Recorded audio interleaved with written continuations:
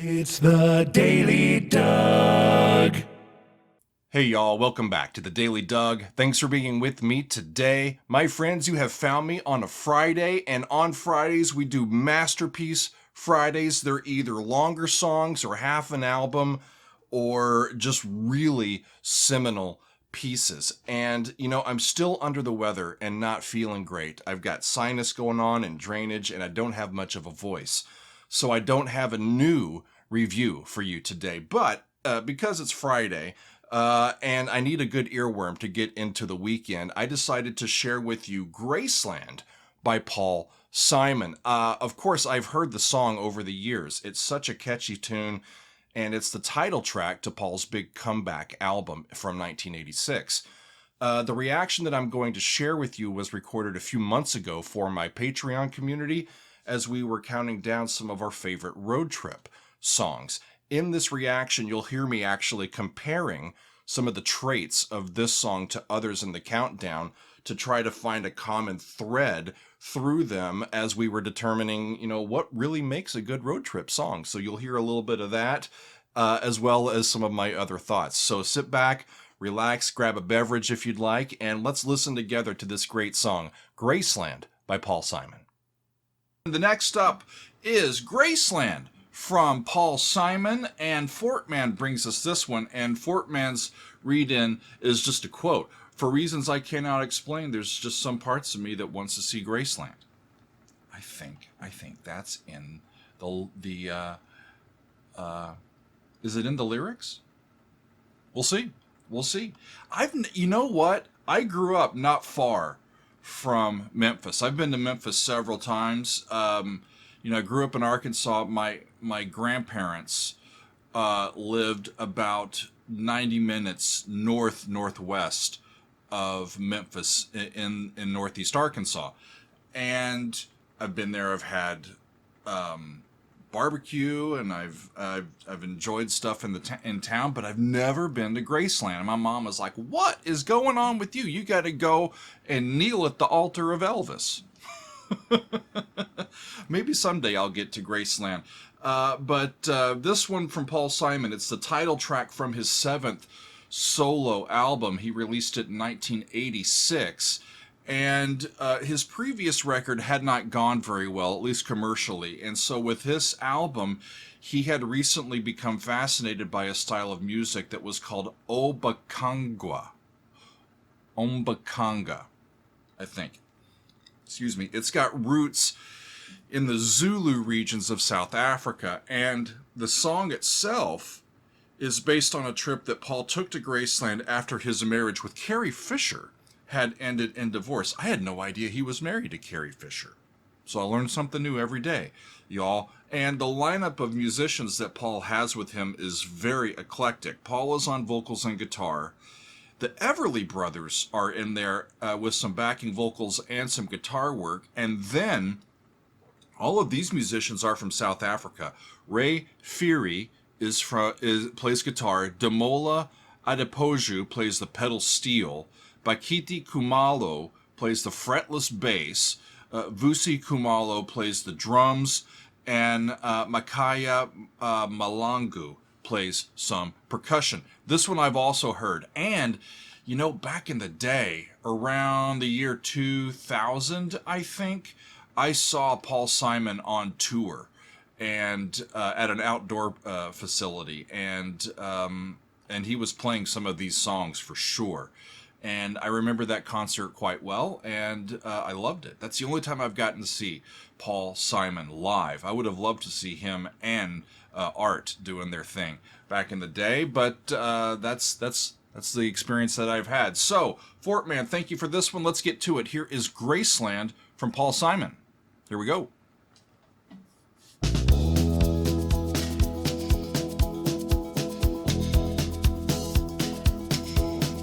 That's a low E. And it comes up into it, right? It's an advantage of that fretless bass.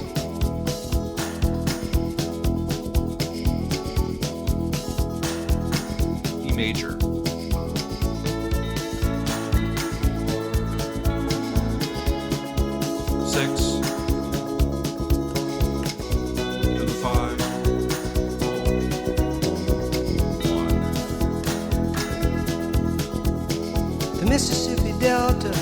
shining like a national guitar. The rhythm of his melodies. I am following the river down the highway through the cradle of the Civil War. They sound like they've always been there. They just fit I'm going right to in. Graceland, Graceland, to Memphis, Tennessee. I'm going to Graceland. Poor boys and pilgrims with families, and we are going to Graceland. Poor boys and pilgrims with families, and we're going to My Graceland. traveling companion is 9 years old. He is the child of my first marriage. But I've reason to believe we both will be received in Graceland. I think the instrument that's giving this track the most Comes amount back to of tell its me she's personality gone. is the bass playing. It's not As if I stationary. didn't know that, as if I didn't know my own bed. I mean, here it's more As stationary in if the I'd verse, never noticed but in the the chorus way it she was brushed all her over the hair place. from her forehead. And she said, losing love is like a window in your heart. Everybody sees you're blown apart. Everybody sees the window. I'm going to Graceland, Memphis, Tennessee. I'm going to Graceland.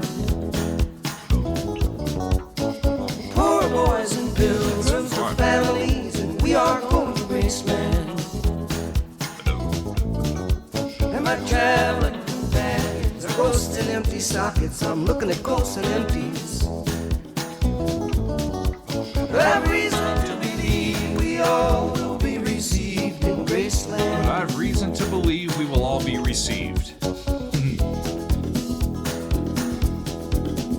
There's a girl in New York City who calls herself It's a human hunka trampoline. Southern hospitality, right? Graceland. Sometimes when I'm falling, flying, Yeah, these tumbling, verses are turning around, I straighter. say, whoa, so this is The what she same means. progression. She means we're bouncing into Graceland. And I see losing love is like a window in your heart. Well, everybody sees you're blown apart. Everybody feels the wind blow. Ooh, in Graceland, in Graceland. I'm going to Graceland. For reasons I cannot explain, there's some part So of what's me to sing wants to about see Graceland. these two songs? They're both in 4. And I may be obliged to defend Both a every little love, up-tempo, every ending. but Or not too maybe there's fast. no obligations now.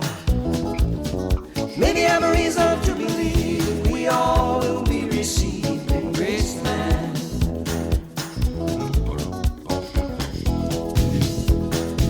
It stays in this key the whole time, and there's no, from what I can tell, chromatic notes. There's no chromaticism. It's all diatonic in E major.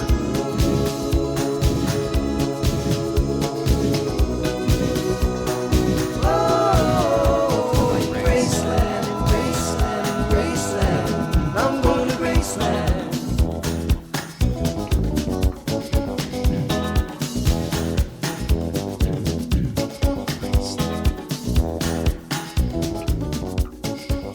The percussion is great too. It's not your traditional rock and roll drumming, right? So the rhythm section gives that song its personality, and then you got Paul singing over the top of it, and it's just catchy as hell. Catchy as hell. Really wonderful, right? Just great. It's such a perfectly unique song, right? I mean, Paul himself described it as a really true hybrid of South African and American music. So apparently, as I read in more today about this, I learned that Paul had this line, "I'm going to Graceland," in his head. And he always thought that he'd come up with another set of words to that little motive that he had running through his mind, but it never left his head. He ended up deciding to actually go to Graceland to see if there was anything that the still forming song was trying to tell him. And so he had been in Louisiana recording some vocals for the album, and he drove up Highway 61 to Memphis, and the opening lines of the song just presented themselves to him as he drove.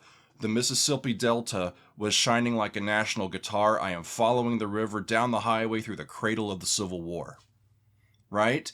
So he ended up, once he got there, being quite unimpressed with the site itself until he concluded the tour and came to Elvis's grave. And the writing on Elvis's grave says, Elvis Presley, whose music touched millions of people all around the world. And Paul has said that in reading that, he started to cry. He broke down. And he was realizing just how universally loved Elvis was and still is. And Paul ended up comparing his trip to Graceland and waiting in line with all the people and going through the experience with, these crowds as a sort of religious experience, a pilgrimage of all sorts of people from all sorts of, walks of life. And, they're gathering together and they're paying respect to this individual whose music has played such an important role in their lives. And in the end, the song turned into a narrative and eventually became more about the journey than the actual destination itself. And the album, with this song and all the other great songs on it, went on to reinvigorate Paul's career. It won the Grammy Award for Album of the Year and for Record of the Year. And after almost 4 decades, I think it still holds up, y'all. Many publications have placed the album high on their all-time best lists. And I think it's quite deserving. Right? So thanks for hanging out with me today to hear this wonderful song. I still haven't heard the entire album, y'all. I still haven't. So someday soon, I would like to get to all of the songs on this album in one sitting. But I think that's going to be all for me today and this week, y'all. Thank you for being with me, and we'll see you next time on another edition of The Daily Doug. It's the Daily Doug. Welcome to the Daily Dog. The Daily